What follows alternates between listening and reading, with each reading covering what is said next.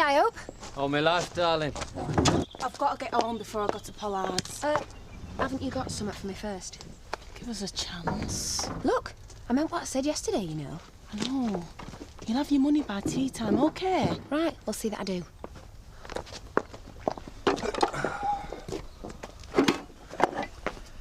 You know they both want me. Yeah. They're gagging for you, mate. So, you fancy a few jars on tonight or what? What about we meeting the Woolly at 8? Oh, let's try looking at them for a change. A few bars, bite to eat, then onto a club.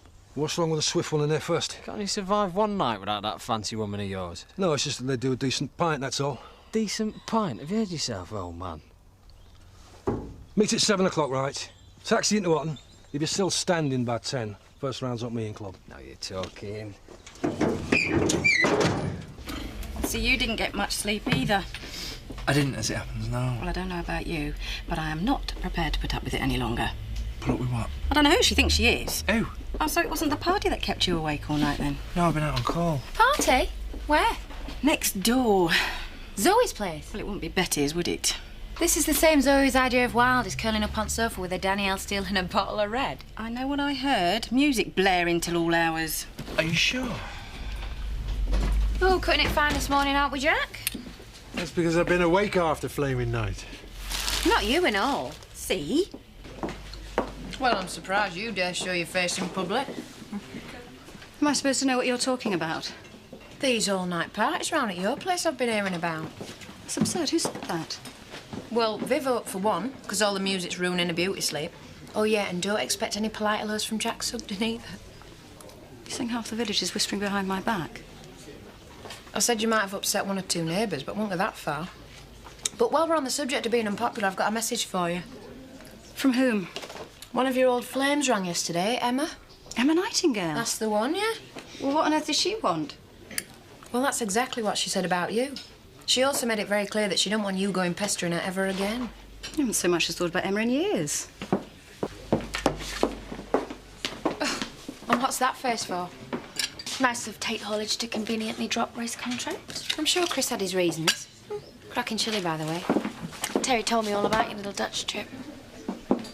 Well, you know, if I'd have known, I'd have sent you a postcard. Really?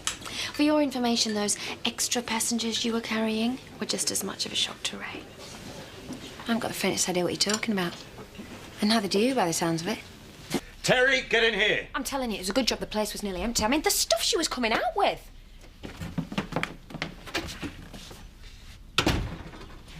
Chris? Do you have a problem taking instructions from me? No. Then why didn't you keep your mouth shut? I take it one of you have seen Louise. Oh, 10 out of 10. I'm sorry, all right? But I just felt like I had to say something. Oh, my heart bleeds.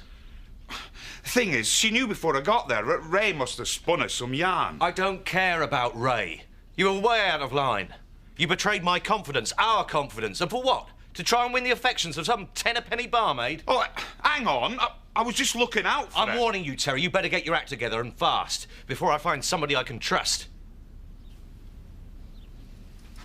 Just a sausage roll. We'll take a seat, I'll bring it over.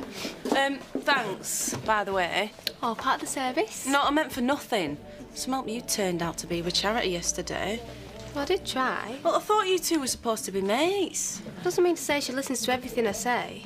Anyway, I thought today was payday. Oh, aye. It's a joke, innit, when you went for Ebenezer Pollard? Oh, things can't be that bad. No. OK, you're right. At least I'll be guaranteed 3 square meals a day where I'm going. Where's that? Prison, when charity turns me in. It won't come to that. It might, if I don't get my hands on some cash soon. Oh, it's like that werewolf film when they get dirty looks from everyone. Hope it's not a full moon out. Listen, Chris, you get the drinks in, yeah? Because I need to speak to someone. Come on then, drink up. My round next. You're supposed to be watching your money. Yeah, well, I can afford to buy a mate a drink, can't I? Oh, is that right? Look, 30 quid, like we agreed. Oh, it's funny, I thought we said 50. Well, it's all I've got. Well, it'll have to do then, won't it? And now be careful where you leave that, because you can't trust anybody these days. All right, boss. Can I buy you and Charity a drink? They're on their way. I'll buy another one then. No, thank you. I'll get you one later. Terry, at least have the courtesy to let me finish being angry with you.